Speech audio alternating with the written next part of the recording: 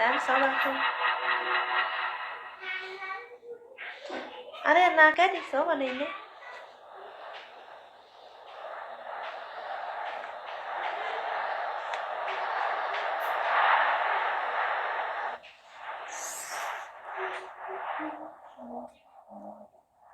Kéo lại mình ướp vô.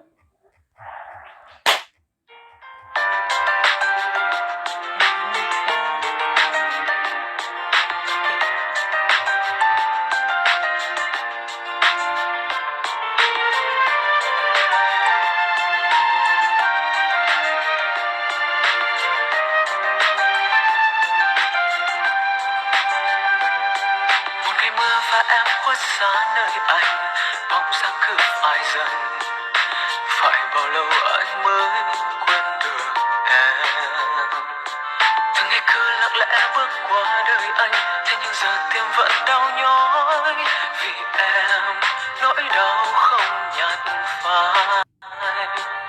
Phải dòng ký ức khẽ qua mỗi đêm dài cạnh bên với anh, tỉnh dậy đôi mắt bên đi vì ước mơ của chúng ta chỉ một cơn mưa đã cuốn trôi tất cả chiều mưa, chiều mưa khiến yêu thương lạnh giá.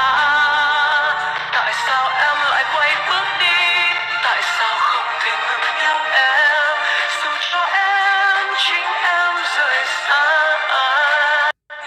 Và anh sẽ chờ một giấc mơ nắng sẽ khiến mưa trôi xa nhẹ nhàng, cơn gió khẽ mang em về bên anh. Giọt mưa vương trên mắt em đi rồi thoáng những phút giây có nhau gần kề, lại không ngày đây anh đi về nơi những mơ